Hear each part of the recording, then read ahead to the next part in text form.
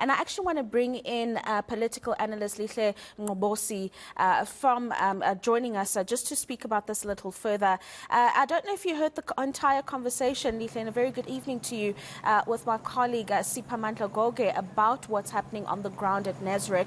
But one point that he touched on before we get into the matters of our discussion was the idea that David Mabuza wants to contest, or it's rumored to want to contest for the position of president.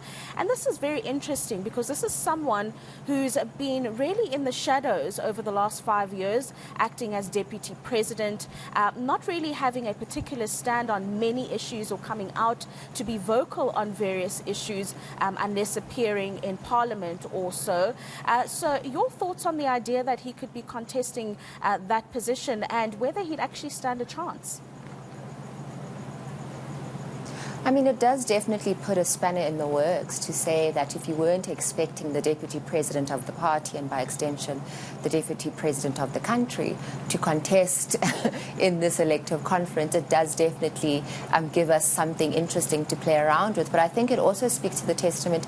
Is he leaning towards any particular slate, or is he hoping to emerge from the floor and possibly just slot his way through, depending on what the outcomes are? But I do think that it is giving us quite an interesting insight into the different contestations that are emerging or have emerged over the last 24 hours. And depending on whether or not he's able, of course, like you said in your conversation with Siphamandla, is he able to meet that threshold? And if he can, I think that it poses quite serious problems, in my opinion, for the current president, Cyril Ramaphosa, as well, of course, for the current member of the NEC, Dr. Lihle Ngcobosi.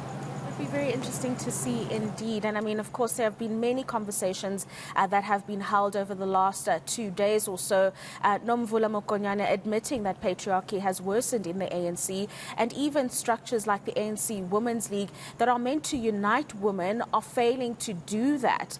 What did you make of those particular pronouncements? And I mean, is this a platform over the next few days for the ANC in its discussions around policy to perhaps fix that? Because they have recognized that it is a problem. It is something that they've raised over years, but it's something it seems they have been unable to fix. I mean, definitely the women question, which has been an old age question, I think, for the party, specifically around senior leadership within the senior structures of the party, is a question that hasn't quite been resolved. I think the ANC Women's League has actually played quite a critical role in the diminishing role that women have played in being able to have access to particular positions of power. They have backed, in many instances, a lot of the key male figures in the party and have aligned themselves with factions, or rather contestations within the party that are very much speaking to the concentration of power, which most of the time resides with the men in the party. And so I think the Women's League itself is partially to blame for its inability to stand alone, one, but two, to be very clear on its agenda in relation to women's position within the party.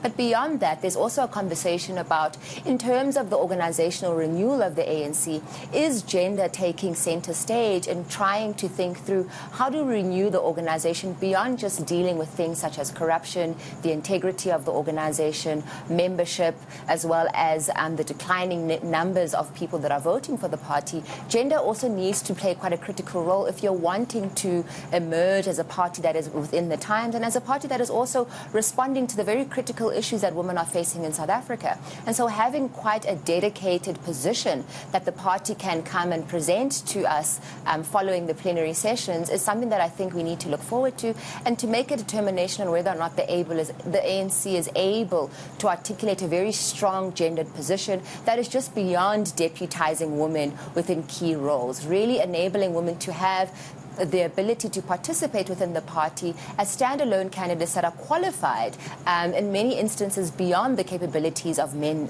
within the party. And so that disparity, I think, and the gender disparity of the bars that have been set for women and men in the party are things that I think we need to take seriously and that the party needs to think about, specifically if we're talking about organizational renewal beyond just the key areas that I've highlighted earlier. And I want us to speak about the key roles and positions within the NEC in a moment, but let's just listen to Nomvula Mokonyane. We've actually got that clip of her making those pronouncements, Lihle, and then we'll continue our discussion. Patriarchy is highly entrenched in the ANC, and it has actually become worse. It has become worse that to an extent where even the organization that seeks to represent the interests of women has become a champion of destroying other women, and of doing things in a manner that they aren't able to unite women. Not about who they prefer, but just to unite women. Because when you go to structures of the ANC, the Women's League in such a conference, it's a province. But today it's a branch because it has not even done every work. So a weak ANC Women's League contributes severely here. But a Women's League that also exists in a divided ANC ends up having to choose sides amongst factions.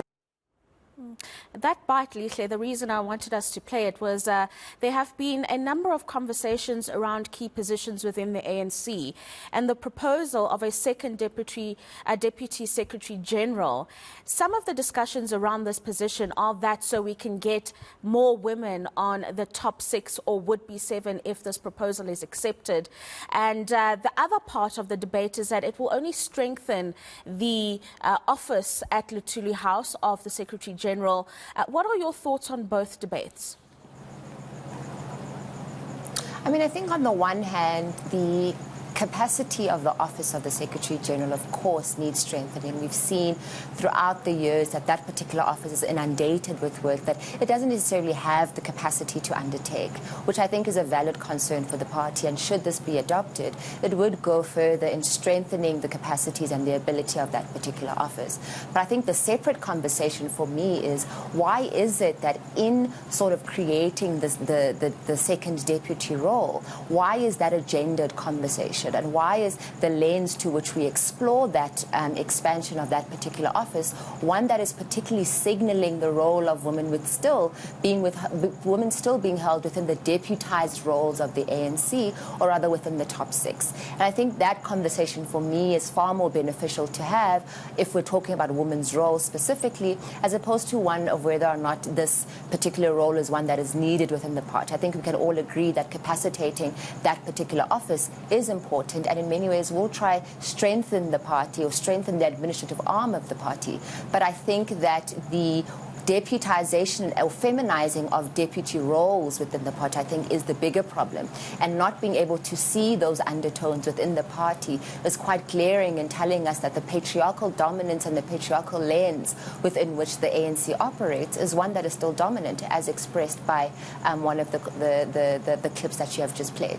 Yeah. So with all of that happening in terms of conversations around the conference, what do you think we can expect from the credentials adoption process? It is extremely important because it does determine the electoral college that will be determining the executives of the ANC NEC, especially with a race as tight as we've seen in this one. So that adoption process of the credentials report, what are we expecting to see, especially also because of the divisions within the party that we have bared witness to quite strongly over the last few days?